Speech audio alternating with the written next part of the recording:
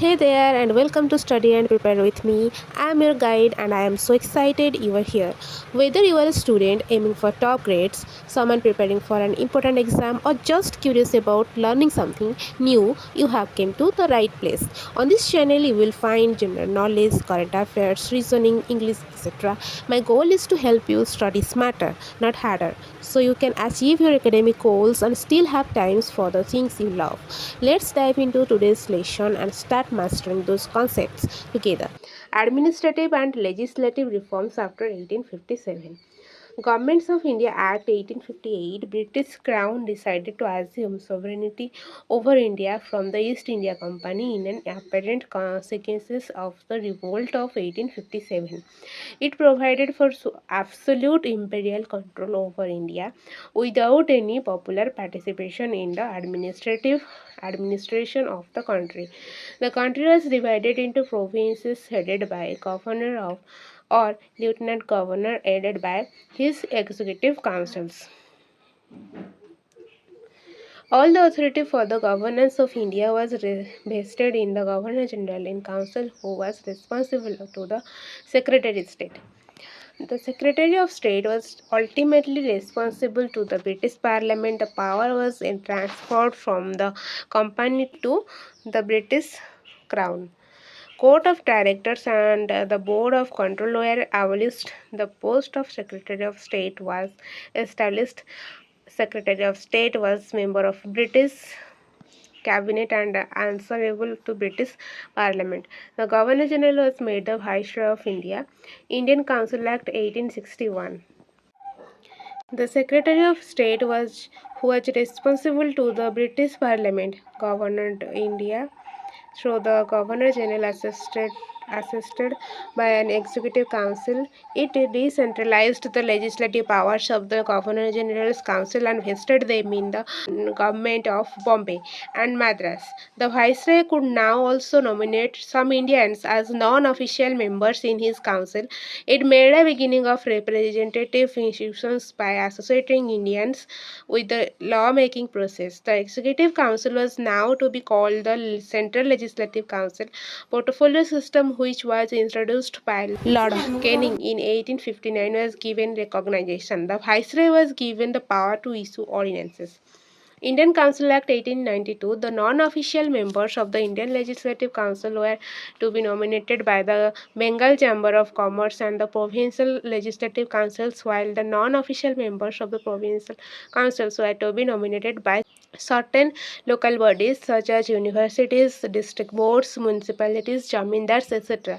It brought an element of representation for the first time by allowing a discussion of budget. Morley-Minto reforms and the Indian Council Act 1909.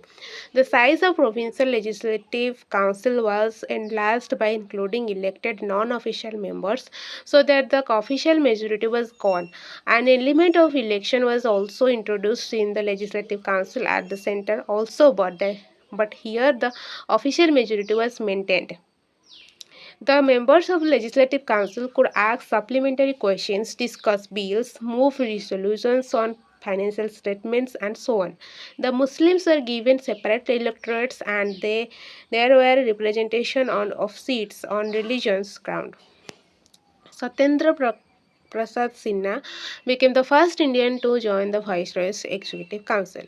The Government of India Act 1915. This act was passed to consolidate the provisions of the preceding Government of India Acts, montague-chelmsford Report, and the Government of India Act 1919.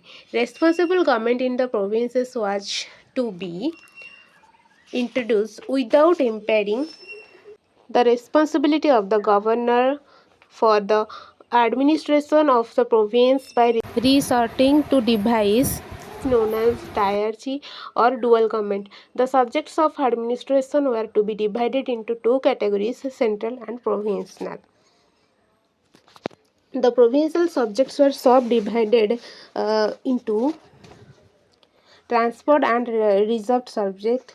The transport subjects were to be administered by the governor with the aid of ministers responsible to the legislative council.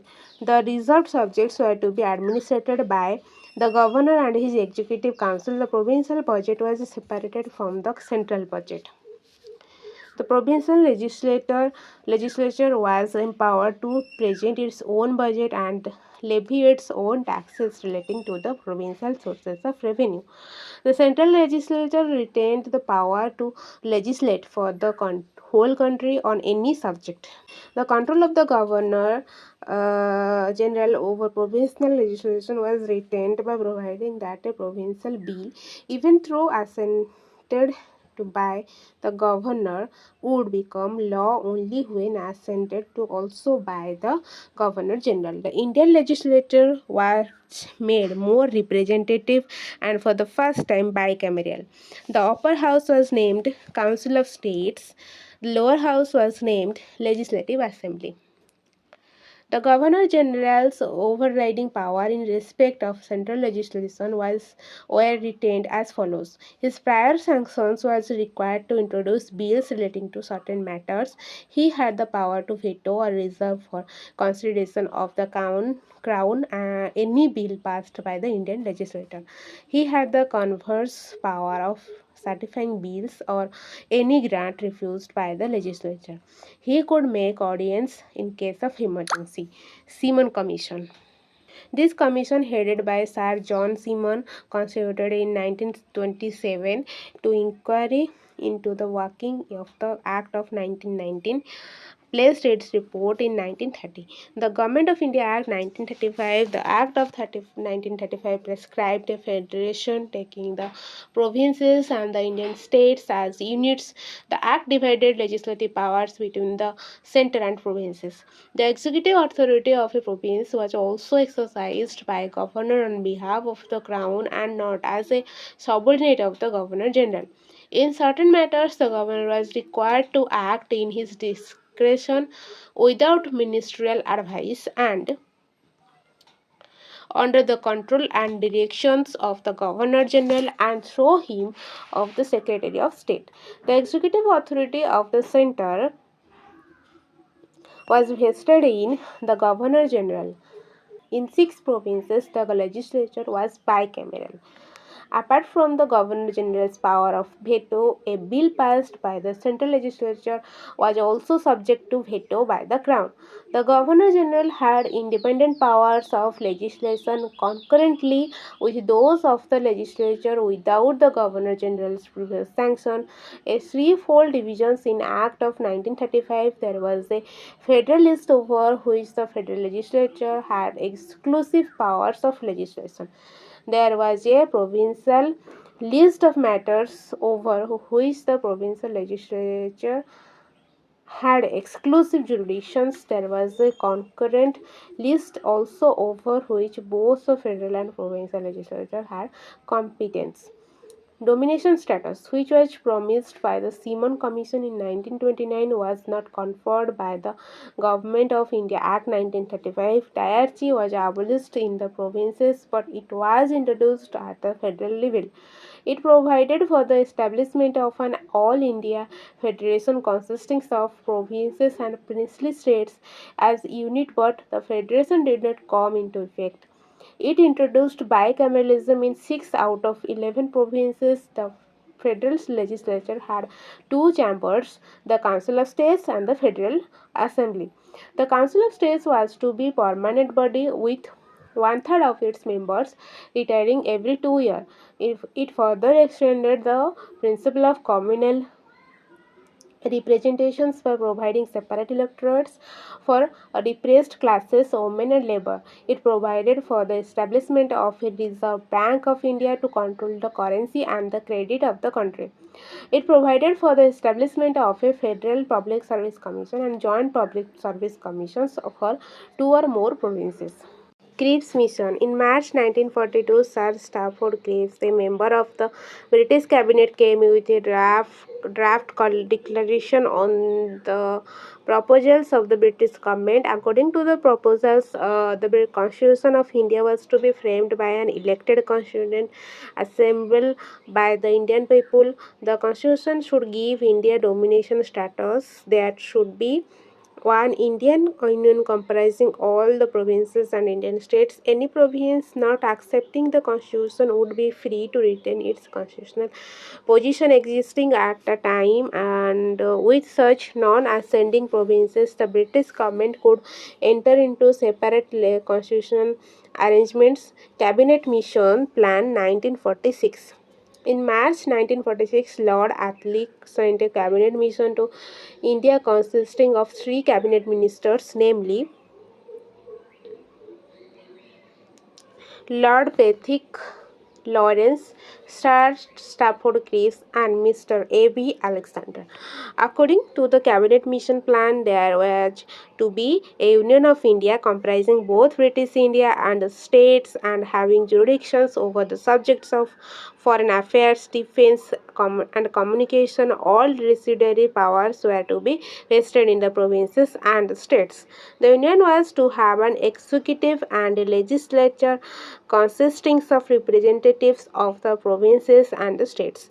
The provinces could form groups with executive and legislatures, and each group could be competent to determine the provincial subjects. India was to divided into three groups of provinces: Group A, Group B, and Group C.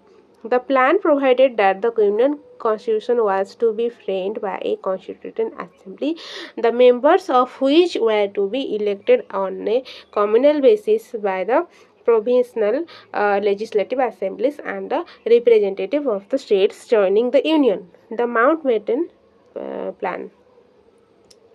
The plan for transfer of power of the Indians and partition of the country was laid down in the Mountbatten Plan. It was given a formal shape by the statement made by the British government on 3rd June 1947.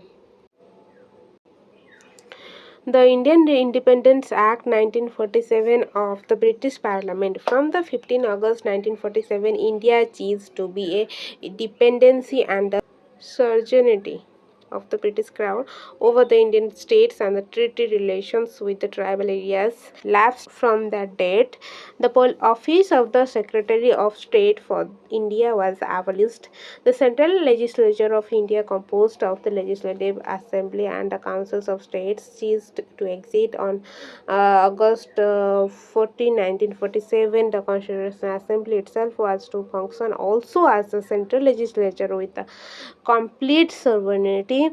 The interim government of India formed on September 2, 1946 from the newly elected Constitutional Assembly of India had to task of assisting the transfer of power from British rule to independent India. That's it for today's lesson. I hope you found it helpful. If you enjoyed this video, don't forget to give it a thumbs up and share it with anyone else who might benefit. And if you have not already, hit that subscribe button and tap the notification bell so you never miss out on new tips and tutorials. Thank you so much for watching. See you in the next video.